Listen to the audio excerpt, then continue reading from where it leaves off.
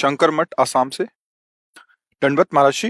महाराज जी, कुछ दिन पहले ही ब्रह्मचर्य लिया है। इस पर आगे उन्नति के लिए आपका आशीर्वाद चाहिए था। सबसे पहली बात ब्रह्मचारी को ये है कि किसी भी तरह से शास्त्र आज्ञा का उल्लंघन ना होने पाए किसी भी क्षेत्र पे।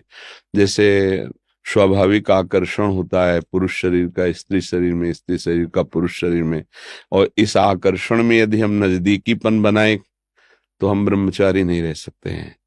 जैसे किसी किसी के अन्य भी आकर्षण है, तो हमको अपनी मनोवृत्ति को देखना चाहिए कि काम संबंधी आकर्षण किधर है और उस दिशा से बचना चाहिए। क्योंकि ब्रह्मचर्य एक ऐसी अमोघ वस्तु है कि जो चिंतन मात्र से भी नष्ट हो सकती है। क्रिया प्रक्रिया संग ये तो आगे की बात हो गई। जैसे हम गाढ़ काम चिंतन में हो गए तो हमारे अंदर एक मनोवाह नाड़ी है, वो नाड़ी मथानी समझिए। जैसे दूध को जमा कर दही किया गया और दही का जब मंथन किया गया तो उससे मक्खन घी निकलता है। ऐसे पूरे शरीर में, इस पांच भौतिक देह में कहीं भी देख लो, जैसे पित्त की थैली है और ऐसे ऐसे कहीं वीर की थैली नहीं है। ब्रह्मचर्य जो वीर है उसकी कहीं थैली नहीं है। वो पूरे रक्त को वो मनोवाह नाड़ी मथानी की तरह चिंतन से, जब आपका कामोत्तेजित चिंतन हुआ तो मंथन कर देगी। अब मंथन कर दिया तो फिर लघु शंका में, स्वप्न दोष में किसी न किसी तरह वो निकल जाए।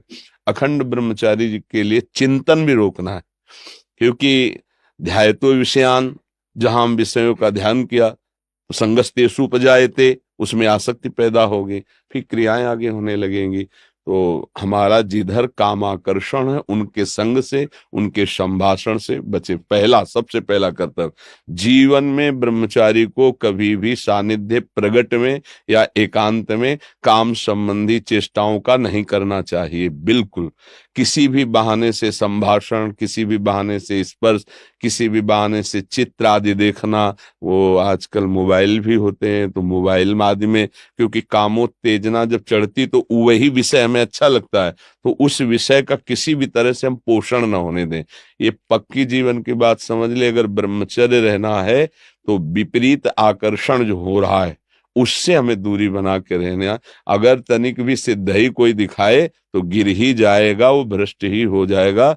और जब ब्रह्मचर्य रहा जाता है तो उसको सुविधा माया देती है ब्रह्मचर्य नष्ट करने की, ये बैठालना चाहिए। जैसे आप नियम लिए कि मैं आजीवन ब्रह्मचारी रहूंगा, तो आपको पक्की सुविधा एक समय आएगी कि आप आराम से भोग भोग लीजिए, कोई निगेटिव नहीं, कोई नकारात्मक सोच भी नहीं आएगी। आप उसको स्वीकार करें, क्योंकि आपके व्रत को भंग करने के लिए माया ऐसी सुविधा देगी। आपको ऐसी सेवा मिलेगी या आपकी ऐसी सेवा होगी, कई तरह के विधान पेश किए जाते हैं विपरीतता अंदर पैदा करके भ्रष्ट करने के। तो साधक जीवन भर इस बात से सावधान रहे यदि नैष्ठिक ब्रह्मचर्य।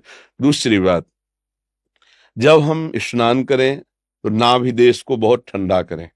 ठंडे जल से नाभि देश में, यहां से जल को कई बार ऐसे डालें।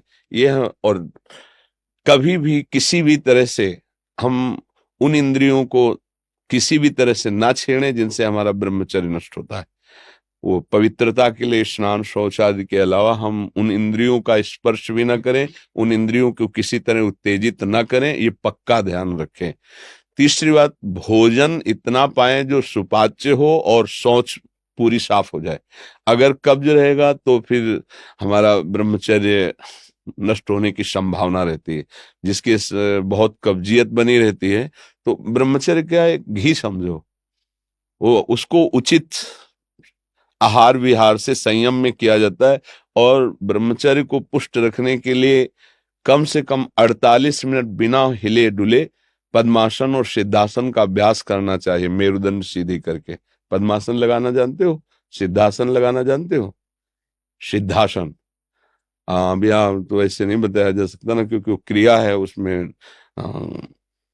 गुदा द्वार और मूत्रेंदी द्वार के बीच की जगह में बाएं पैर की एड़ी होनी चाहिए, और मूत्रेंद्री के ऊपर दाहिने पैर की एड़ी ऐसे आती है, तब वो ऐसे सिद्धासन ऐसे होता है।